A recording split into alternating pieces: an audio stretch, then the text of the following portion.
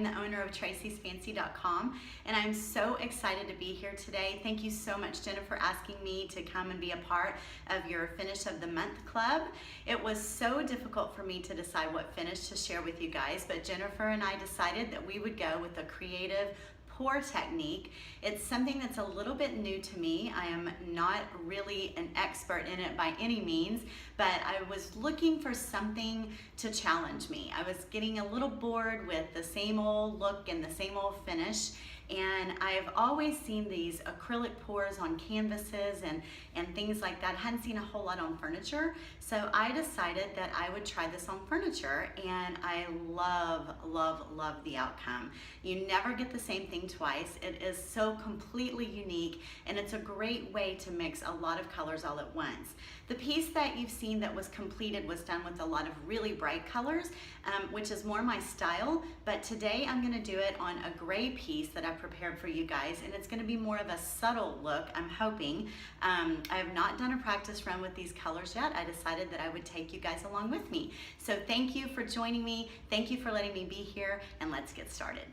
Okay, so you want to protect the inside and the outside of your drawers when you're just going to do a pour on the facing of the drawer. So I have used frog tape or painter's tape to tape off all the way around with some really, really precious wrapping paper that I probably shouldn't have used, but I just grabbed the first thing I had. So that's what you're going to do. And as you can see, I have taped over some of this trim, but that's okay. This is actually the top of the drawer here. You can see that my tape goes on that trim. I'm not really worried about that because I only want my pour to exist on the outer portion. Where the trim and that inset cuts in right there, I'm going to trim that out with either metallic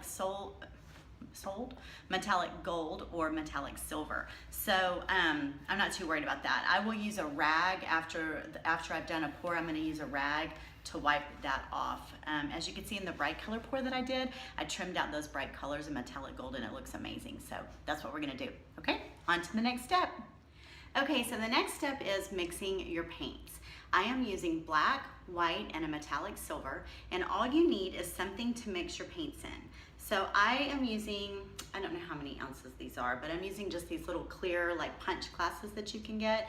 This is the black paint. I'm using Heirloom Traditions chalk type paint in black bean, and I am going to take, got about half full, and I'm going to use a small portion of water to go with that, probably about 3 tablespoons to start. I don't really have a good mixture, a good number. It really depends on the type of paint that you're using. So you don't have to use chalk type paint. You can use acrylic paints, you can use house paints, you can use just crap paints that you have laying around. But this is the paint that I'm using. So it just depends on the paint. You want to stir it in really well. You want your paint to be able to flow because you're going to manipulate the piece that you're working on. I'm going to do this on my desktop. This is my office, and I'm actually going to do this on my desktop. So I'm going to have to be able to tilt my desk because you want it to be able to move in a bunch of different directions. So like I said, I used about a half of this punch cup. I've got about 3 tablespoons of water in there. It's a nice, really thin consistency. You can see it flowing there. That's what you want, okay? So I've already done the white also. Got this stirred up. The white's a little bit thicker, but I still like it. It's a good flowy consistency, which is what we need. And I'm on to mix my silver, and I'll check back in. Okay, so I've mixed my silver. Let me show you the consistency that I've got this silver metallic paint.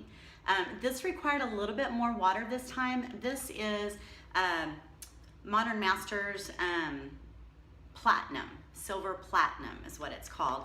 And it's a really, their brand is a great metallic paint. It's pretty much the only metallic that I use, but it's pretty thick, so it needed a little bit more water to get that to a good consistency. So I've got the black and the white. This is Irish Cream by Heirloom Traditions paint, and then I've got my silver. So the next thing that you're gonna need is silicone lubricant spray. I got this at the automotive store. I'll have it on the supply list. you don't use very much, so this can, if you're gonna do a lot of these pours, it'll go a long way. You just wanna shake it really, really well, and I'm sure I should have on a mask or something like that, but I'm literally just gonna do a couple of squirts in each cup, and this lubricant allows the pieces to flow really well, and it also keeps them kind of separate. It keeps them from blending together. It allows them to stay separate. So that's what we want. So I'm gonna do that with you right here, right now. I'm just using a plastic knife here to stir it up. We'll start with 2 squirts, 1, 2, and then you wanna stir it in. Once you add your silicone lubricant spray, you're gonna need to do your pour pretty quickly. You don't want to do this way ahead of time and then come back to it later. It's not gonna work as well. You want to mix it right when you're ready to pour, okay?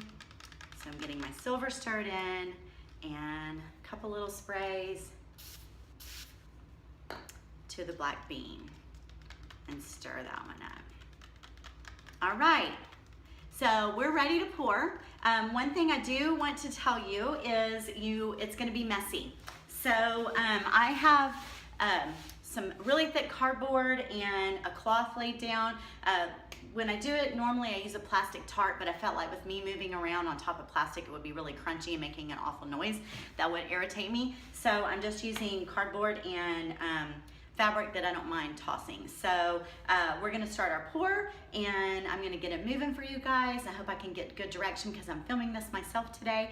But I think it'll be successful, and I'm super excited to try these colors together. So get ready. Okay guys, so I'm gonna start my pour. I've already given this drawer 1 coat of a color called Repose by Heirloom Traditions paint. I've given it 1 coat. You don't have to do that. You can pour straight onto raw wood, but I kind of like the idea of having the chalk type paint on there already for this paint to kind of grab onto it, kind of gives it some tooth. So here we go, I'm stirring my white. I'm gonna start with white. For some reason that I don't understand, white sort of falls to the bottom of a lot of the pours. So I hope you can see okay. I've got the camera set up as if it's over my shoulder. I'm gonna give it a really good pour here. Remember that, a really good stir. This is gonna be messy. So here we go. No specific design, no specific way that I'm doing this. Just kind of all over the outside here and through the middle. This makes my heart beat really fast. I don't know why. Okay, now I've got my black. I love, love, love the black on the pours. It just makes everything else around it really pop. So I don't want it to be too overpowering to the white. I'm gonna drizzle a little through here. I can go back and add some more later. All right, that's my black. Now I'm gonna finish it off with my silver, and then we're gonna start the manipulating of the drawer front so that we can blend the pieces together. So I hope the silver shows up really well. Like I said, I didn't try these colors. I'm gonna go through the middle of that black there. I had kind of a lot of black going on there. All right. Oh, that looks really pretty by the black and the white. Oh, I like this a lot. Okay. So here we go. Do you see how it's kind of already blending right here, you guys? Oh, it looks so good.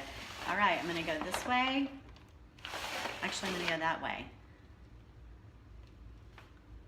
Oh my gosh, so cool.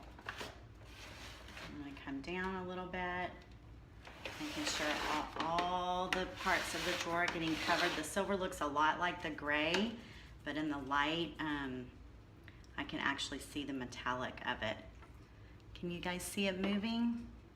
I know it's a slow process. Oh my gosh, this is so pretty.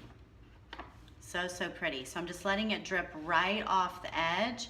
It's getting on my fingers, which is to be expected. Look how pretty this is, y'all. Can you see it?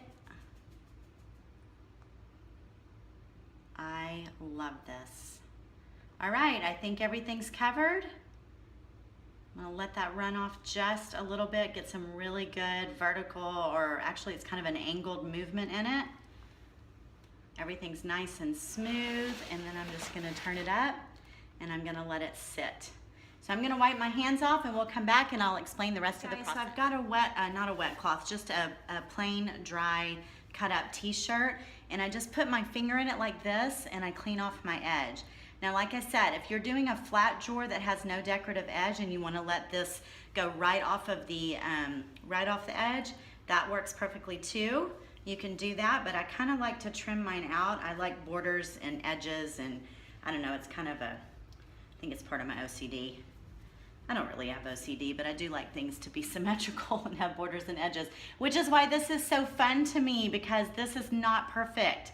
Most of my finishes have a very, you know, they have a need to be perfect, and I really like this because this allows me to just be plain old creative without worrying about balance.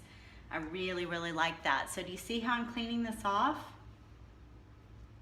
So pretty.